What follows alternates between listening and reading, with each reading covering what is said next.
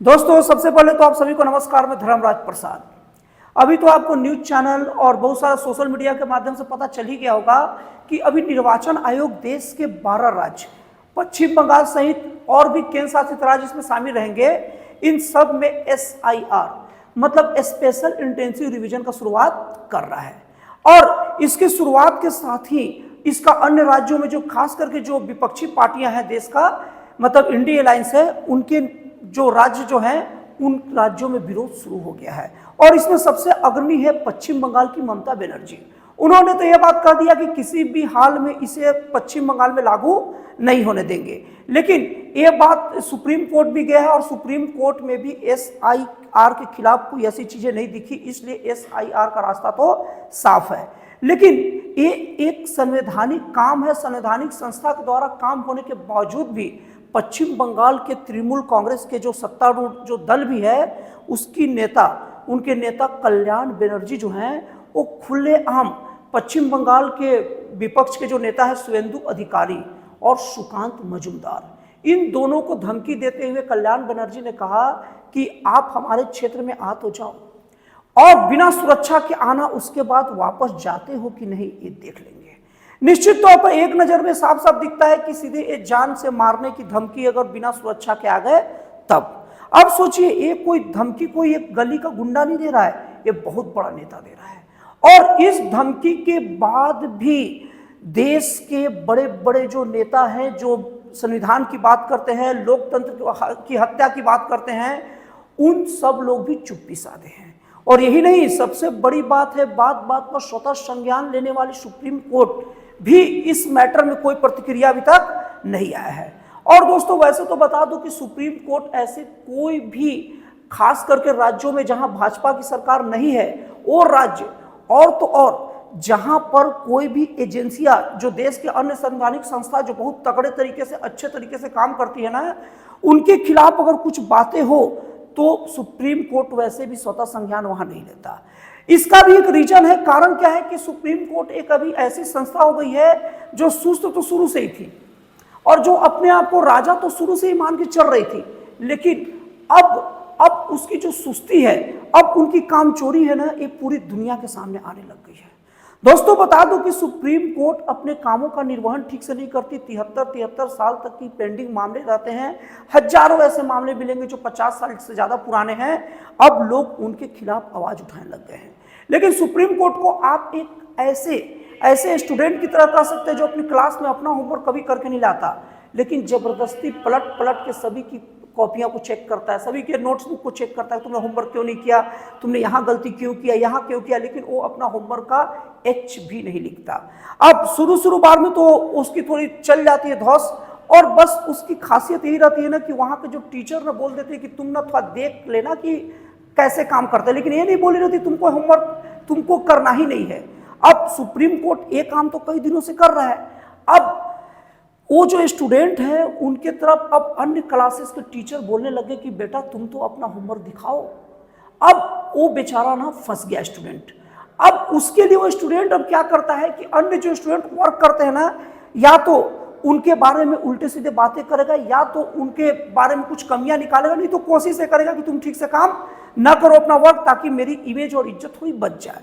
तो supreme court का भी यही हाल है। जो संस्था संवैधानिक हो या गैर संवैधानिक हो, कोई भी संस्था अगर सही तरीके से काम करेगी अपने नियम तरीके से, तो सुप्रीम कोर्ट उसके ऊपर आग बबूला रहता ही है। अभी कुछ दिन पहले अगर देखेंगे तो अगर तमिलनाडु की बात करेंगे तो तमिलनाडु के कई बड़े बड़े नेताओं और मंत्रियों के ऊपर ईडी का छापा पड़ा था, और वो ईडी का छापा के खिलाफ वो नेता और मंत्री अभी मद्रास हाई कोर्ट गए, तो मद्रास हाई कोर्ट ने भी सही माना कि ईडी का काम है छापा मारना, अगर आप गलत किए तो आप पर छापा पड़ेगा ही।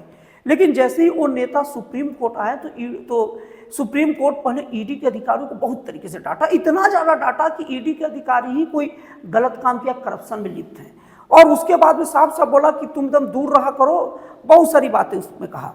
कारण क्या था कि यहाँ पर कोई ईडी का हो सकता है कि थोड़ा अतिक्रमण हो, लेकिन अगर वो अतिक्रमण किसी के काम में होता है या अपने वर्क से ऊपर उछल के काम करना होता ना, तो हाई कोर्ट ही रोक देता, क्योंकि हाई कोर्ट और सुप्रीम कोर्ट दोनों को दोनों एक ही कानून की किताब पढ़कर डिसीजन देते हैं। तो सुप्रीम कोर्ट को यहां वो बात नहीं था। सुप्रीम कोर्ट को इस बात का गुस्सा था कि तुम इतना अच्छे से वर्क क्यों कर रहे हो भाई, मैं यहाँ काम चोरी कर रहा हूं, मैं सुस्ती बरत रहा हूं, और मैं जब सुस्ती बरत रहा हूं तो आप लोग अच्छे से वर्क करोगे तो मेरा तो इमेज जाएगा, लोग मेरे से तो पूछेंगे ना। अब यही काम भारत की एक और संवैधानिक संस्था जो सुप्रीम कोर्ट के इक्वल है, पता नहीं सुप्रीम कोर्ट क्यों बार बार बताने की कोशिश करता है कि मैं देश का सुप्रीम हूं, मैं एकदम पूरी तरीके से कुछ भी कर सकता हूं, तुम सब लोग मेरे से नीचे हो। और इसीलिए बात बात पर उसके बयानात आते हैं कि संसद ऊपर नहीं संविधान है, लेकिन सुप्रीम कोर्ट एक भी बयान नहीं देता कि न्यायपालिका ऊपर नहीं संविधान ऊपर है, क्योंकि सुप्रीम कोर्ट बताने की कोशिश करता है कि संसद ऊपर नहीं संविधान है, और ये साइलेंटली वो इशारा करता है, बताना चाहता है कि संविधान तो मैं ही हूं, मतलब वो न्यायपालिका कोई खुद संविधान बताने के चक्कर में रहता है। तो अभी मैं उसके बारे में और बात करूंगा। अब देख लीजिए, अब जो SIR जो है वो इलेक्शन कमीशन जो सुप्रीम कोर्ट के पूरा बराबर दर्जा प्राप्त है, भारतीय संविधान का अनुच्छेद 124 से सुप्रीम कोर्ट का पूरा कार्य प्रणाली शुरू होती है और पूरा उसका अधिकार क्षेत्र है। और अगर भारत का निर्वाचन आयोग का अधिकार क्षेत्र माना जाए तो भारतीय संविधान के अनुच्छेद 324 से चालू होता है। अब इन दोनों में अगर देखा जाए ना तो दोनों को संवैधानिक तौर पर ना बराबर की शक्ति प्राप्त है, किसी को कम नहीं किसी को ज्यादा नहीं। लेकिन अगर इन दोनों के कार्य प्रणालियों को देखा जाए तो 1952 से जब से देश में संविधान लागू हुआ है, मतलब वैसे तो लागू 1949 को ही हो गया था, लेकिन 1952 से ना काम चालू हुआ निर्वाचन आयोग का। क्यों? क्योंकि इलेक्शन 1952 से शुरू हो गया मुख्य रूप से। 1952 से लेकर आज तक का इतिहास उठा के देख लीजिए, शायद ही कभी कोई साल या कोई दिन ऐसा हुआ होगा ना जिस वक्त निर्वाचन आयोग जो चुनाव की तारीख दे उस तारीख को चुनाव में देरी कर दे, या जिस चुनाव का रिजल्ट दे उस रिजल्ट में देरी कर दे।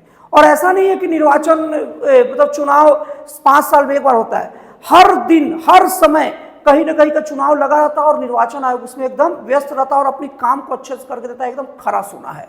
लेकिन अगर आप 1952 से ही कंपेयर कर ले, अगर न्यायपालिका का देखिएगा तो न्यायपालिका का 73 साल तक के मामले पेंडिंग है, मतलब 1952 में भी अगर कोई केस पेंडिंग हुआ होगा ना वो भी आज तक चल रहा है। और कितने ऐसे मामले मिल जाएंगे जो 50 साल से ज्यादा पुराने, हजारों मामले मिल जाएंगे। तो सुप्रीम कोर्ट अपने कामों को करता ही नहीं है, और इसलिए सुप्रीम कोर्ट अब देख रहा है। शुरू में तो सुप्रीम कोर्ट जब भी कोई पूछने जाए डांट देना, कंटेम्प्ट ऑफ कोर्ट की धमकी देना, लेकिन अब मीडिया, सोशल मीडिया इतना हाई हो गया है कि अब हर जगह से उनसे लोग सवाल पूछ रहे कि सर आप अपना ड्यूटी कब करेंगे, छोड़िए दुनिया क्या कर रहा है, पहले आप अपना ड्यूटी बताइए, क्योंकि आपको लोगों को आदेश देना है, लोगों पर आपको निगरानी रखना है और आपको पूरा न्याय देना है। तो आप खुद का न्याय कब करिएगा? आप अगर दूसरे को देरी के लिए डांट सकते हैं तो खुद की देरी को कब खुद को डांटिएगा? अपने अधीनस्थ न्यायाधीशों को कब आप डांटिएगा या उनके खिलाफ कुछ कार्रवाई करिएगा? तो ऐसा बात सुप्रीम कोर्ट नहीं करता। अब कुछ दिनों तक तो लोगों की बातों को दबाने की कोशिश किया, सरकार था तो सरकार के बात को तो दबाने की भी मतलब दबा भी दिया, क्योंकि 2015 में जब NJSC गया था कॉलेजियम सिस्टम खत्म करने को लेकर, तो सुप्रीम कोर्ट उसकी बात नहीं मानी। तो अब सुप्रीम कोर्ट को पता चल गया है, पूरी तरीके से सुप्रीम कोर्ट माना जाए ना तो एक्सपोज हो गया है अपनी सुस्ती के मामले में और अपनी काम चोरी के मामले में। तो अब सुप्रीम कोर्ट जो है ना, अब कैसे बर्दाश्त करे और कैसे लोगों को, देश के लोगों को बताए कि मैं भी काम करता हूं। तो तरीका तो यही है कि इसके पास काम की लिस्ट लंबी है, तो अब वो निर्वाचन आयोग के ऊपर ही ना हाथ साफ करता है। जब भी निर्वाचन आयोग कुछ काम अच्छा करता है ना तो उसको बोलता है काम करो ठीक से। निर्वाचन आयोग बोलता है यस सर देखिए पूरा काम कर दिया, ठीक से काम करो, मुझे तुम्हारे ऊपर मेरे एकदम निगरानी है। अरे भाई वो काम भी ठीक से कर रहा है, सब कुछ कर के भी दे रहा है, फिर भी तुम उसके ऊपर निगरानी करके उसकी बेइज्जती कर रहे हो। तो जो निर्वाचन आयोग जो SIR जो 12 राज्यों में लागू कर रहा है ना, वो एक्चुअली भारतीय संविधान के अनुच्छेद 326 के अनुसार एक कानून ही है कि कोई भी व्यक्ति जो भारत का नागरिक नहीं होना वो वोट नहीं डाल सकता। और अब उसको देख रहा है कि देश में बहुत सारे विदेशी लोग भी भारत के फर्जी वोटर ID बना रखे हैं, तो उन्हीं को काट रहा है। तो गलत क्या कर रहा है?